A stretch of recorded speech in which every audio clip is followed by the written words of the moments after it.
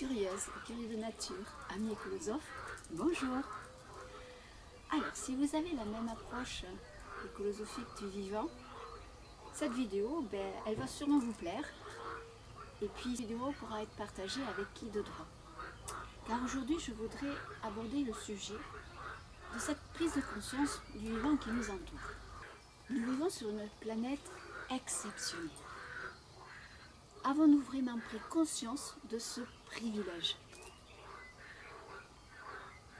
Quel temps accordons-nous à l'observation de ce vivant qui nous entoure? Alors je ne parle pas de devenir une encyclopédie avec tous les noms scientifiques qui cataloguent les espèces, le vivant, etc. Non, loin de là. Mais savoir observer en conscience. Par exemple, être capable de bien voir, se rendre compte que tel arbre est bien différent d'un autre, que telle fleur n'a rien à voir avec telle autre. Est-ce qu'on prend aussi le temps d'observer le monde fascinant des insectes, ainsi que celui de la microfaune ou microflore, tous ces auxiliaires indispensables à la biodiversité, à l'abondance de la nature? Pour ma part, ne pas prendre le temps d'observer en conscience le vivant qui nous entoure, c'est comme vivre à côté de quelqu'un sans être capable de décrire la couleur de ses yeux. C'est ainsi que beaucoup d'erreurs par manque d'observation consciente prennent forme. Je m'explique. Par rapport au vivant qui nous entoure, par exemple, il y a cette persistante erreur de prendre les araignées pour des insectes. Oh, ce n'est pas grave, me dira-t-on, ça reste une petite bestiole. C'est qu'un détail. J'entends, mais à force de passer sur les détails, on devient superficiel. D'une superficialité qui banalise notre quotidien. Perso, j'ai pas envie de quitter cette vie, de quitter cette planète, en simple consommateur. Comment confondre une araignée avec un insecte si on prend le temps d'observer? C'est improbable. Alors aujourd'hui, on va prendre le temps de cette observation et ne plus faire de confusion entre insectes et arachnides. Allez, on y va!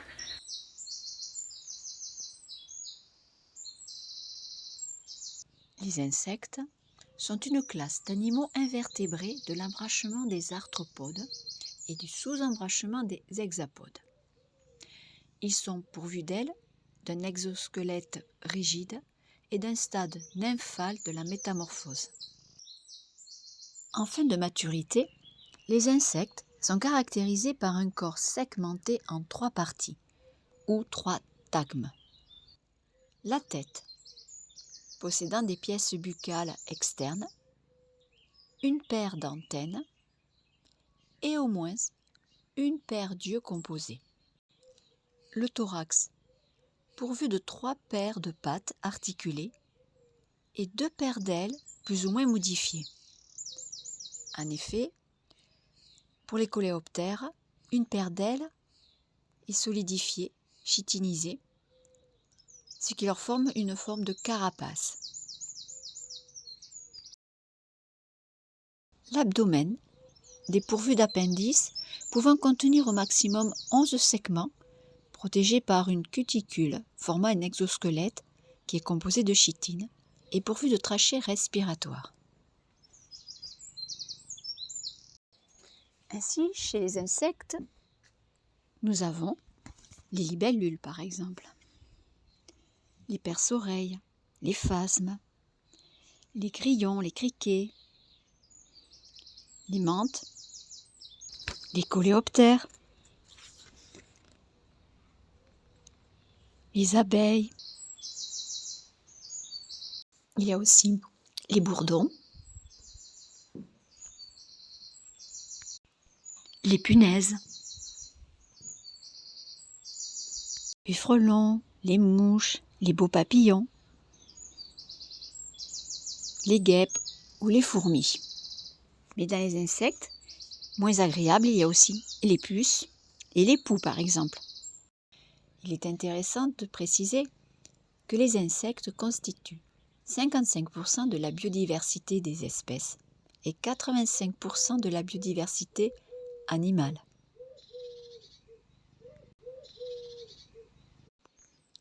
Les arachnides ou arachnida. Le nom de cette classe tire son origine du mot grec arachné qui signifie araignée. Sont une classe d'arthropodes chélicérés, terrestres ou aquatiques, souvent insectivores. C'est le groupe qui comprend entre autres les ordres des araignées, des scorpions, des acariens et des opiliums.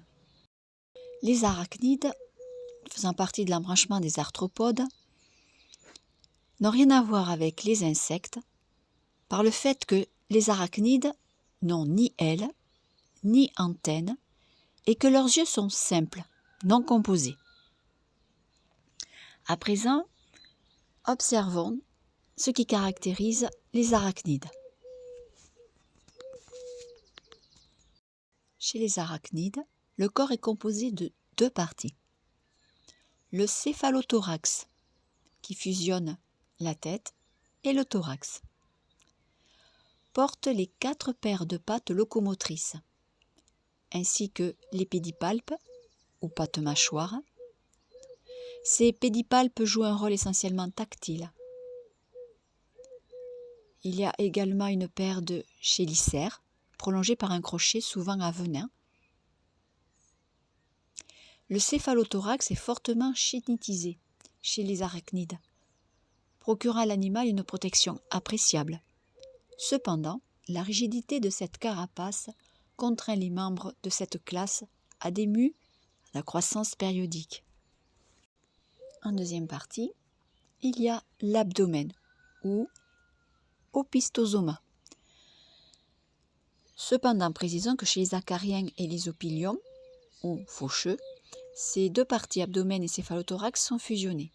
Par contre, chez le scorpion, l'abdomen, lui, est prolongé par un post-abdomen ou métasoma, communément appelé queue.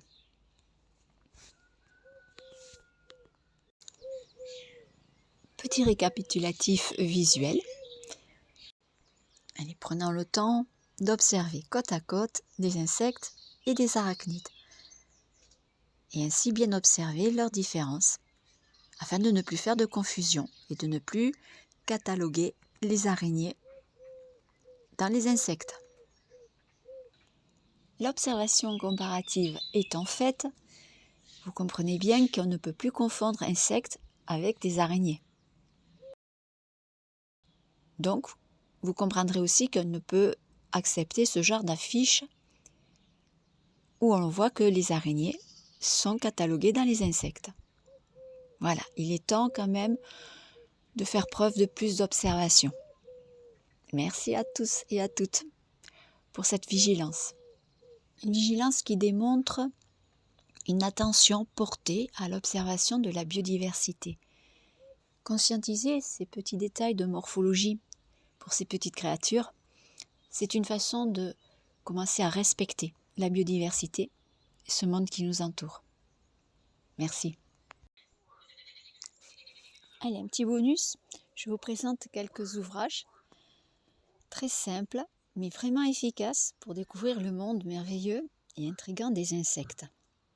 Notamment le Petit Larousse Nature en poche, spécial insectes, qui fait bien la différence avec la partie araignée.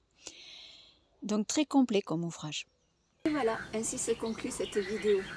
Si vous avez apprécié, merci de liker, de commenter, de partager. Surtout pour ceux qui font encore la confusion. Alors j'espère dans 15 jours pouvoir à nouveau vous présenter une vidéo, mais c'est la saison des récoltes. Voilà, beaucoup de récoltes pour préparer les tisanes, donc récolte d'épines, de sureau, de beaucoup de choses. J'en profite en même temps pour faire des rushs qui me permettront sûrement de faire des vidéos intéressantes à vous partager. Mais peut-être que je ne serai pas dans les temps. Alors merci de votre patience. Et en attendant, je vous souhaite le meilleur. Et à très bientôt. Bye.